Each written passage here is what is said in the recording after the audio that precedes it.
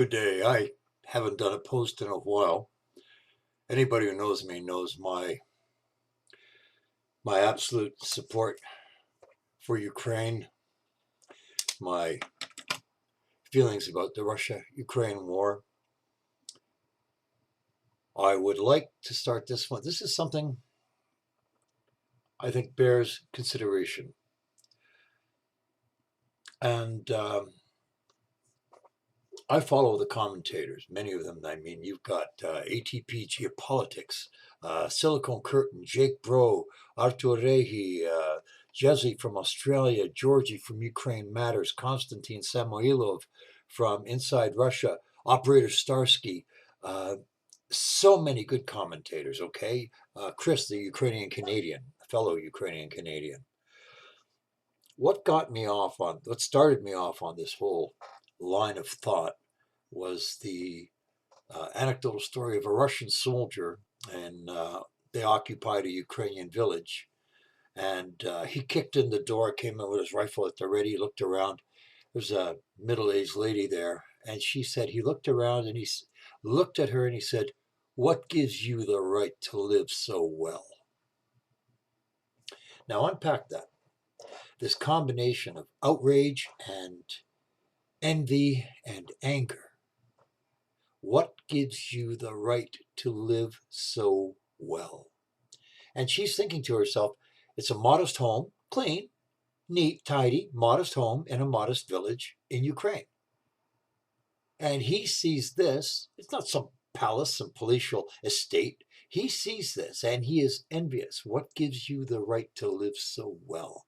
Now, unfortunately, I don't know if the story went on, what the results were. Did he steal anything? Which he probably would have, knowing the Russians. But what got me started on this, okay? Looking at the history, and the very important to understand that Putin and his lies, and for years since Catherine the Great, they've laid claim to being the the originators. Basically, we are the inheritors of the entire Slavic Russian world, and they portray Ukraine as a um, rebellious, wayward child who just has to be drawn back into the fold of the Ruski Mir, the great Russian world, right?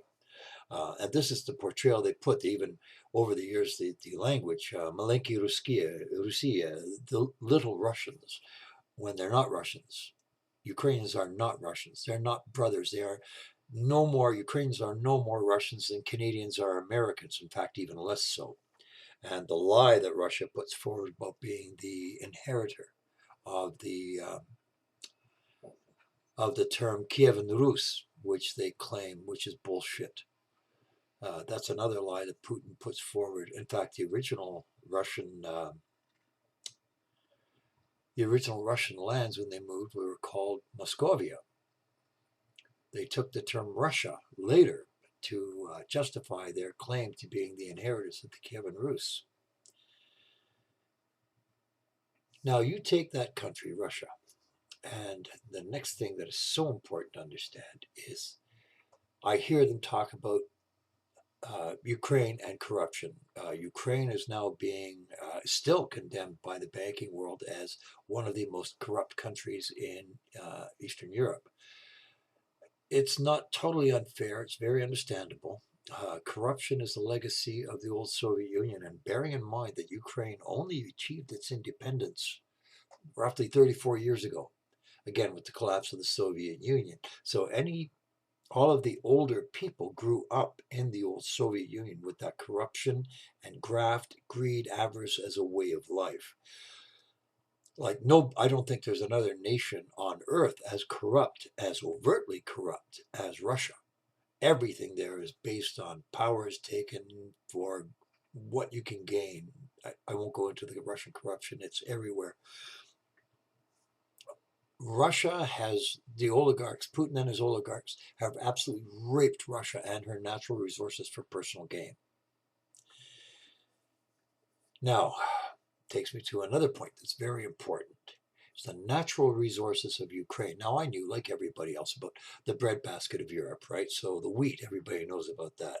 I knew from personal relatives about the exploitation of the gas, the proposed exploitation of the Ukrainian gas and oil fields. So the fossil fuels, coal, I knew all about that. What I did not realize was the extent of the Ukrainian mineral wealth. Now that I did not know. Okay, and I saw a article, a video on it, and I was like, whoa! Like I had no idea what a potentially wealthy country Ukraine is. There's like outside of the fossil fuels and the coal and the wheat, you've got titanium, you've got lithium, you've got graphite, you've got nickel, and you've got so much more. Okay, valuable and big deposits, iron ore, which they're very famous for. And the estimated value, according to, I think it was Forbes, was a $7.5 trillion. Trillion dollars. But here's the interesting point. The bulk of that mineral wealth, something like 70% of it, is in the now occupied Russian territory. Isn't that interesting? Those four oblasts, Zaporizhia Oblast, Crimea, Luhansk, and Donetsk, in there you've got 70% approximately of Ukraine's natural resources.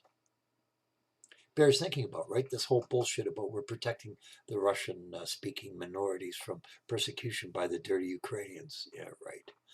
And that got me thinking, like that was new information for me about the mineral wealth.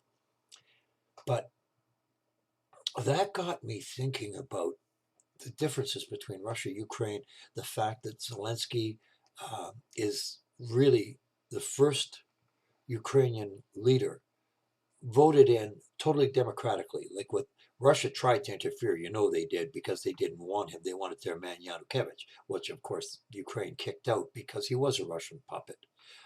The CIA coup, oh God, what a crock of shit. The CIA coup that overthrew the legitimate government, that's so much crap. Russia's interfered in the Ukrainian election, every neighboring country's election, to try to get a pro-Russian party in there and keep a puppet government, because, well, Putin cannot have a Russian empire without Ukraine. But I won't get into that. I'm going to get caught in the weeds if I go off on that tangent. But so take a look at what was happening in Ukraine.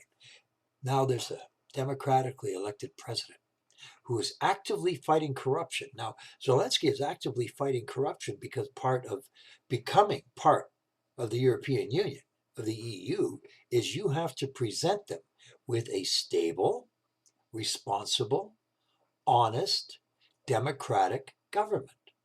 And so corruption was holding them back. They'd never get into NATO, which was not part of Zelensky's initial plan.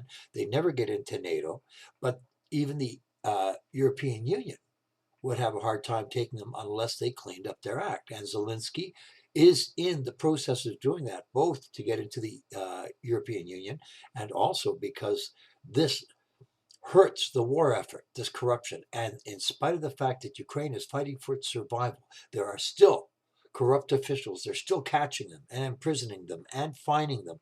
And they just cannot break this habit. They cannot break it. It's so ingrained, like it is in Russia. My wife is Polish. She says even in Poland, as good as that country is, it still exists there. It was so ingrained for so many years. Bear in mind, almost 80 years, Russia and her corruption dominated that area.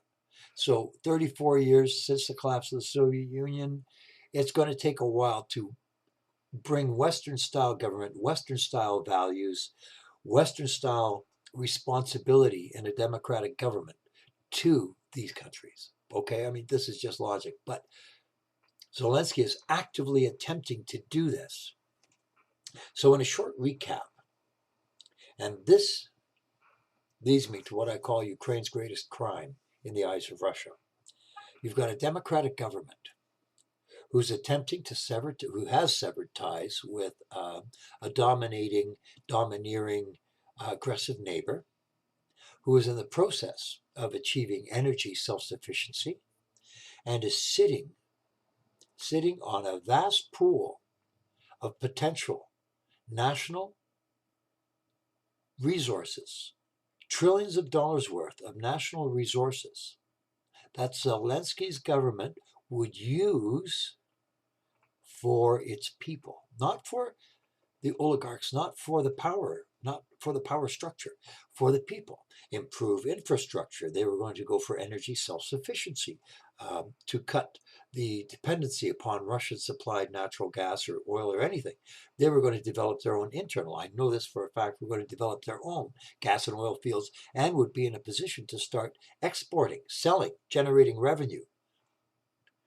They were in talks apparently with mining consortiums about exploiting the natural wealth, the mineral wealth of Ukraine to improve the lot of the people, improve their GNP, their GDP, but the money was actually going to go to improve the standard of living of the people of Ukraine. Get it? Now, what gives you the right to live so well? Now think of that outrage, that envy, and that anger on one soldier in a village. Think of a nation, an entire nation looking to their neighbor and saying, what gives you the right to live so well? Do you see where I'm going with this? Ukraine was in a position where they would have been a reflecting mirror of the corruption of Russia, where the people of Russia would have seen their neighbors just kilometers away, living in decent roads, electrical power, infrastructure, good water, consumer goods, a happy people in a prosperous, thriving, evolving nation. In other words, the very antithesis of Russia. And that, my friends, is Ukraine's greatest crime. They were going to surpass Russia.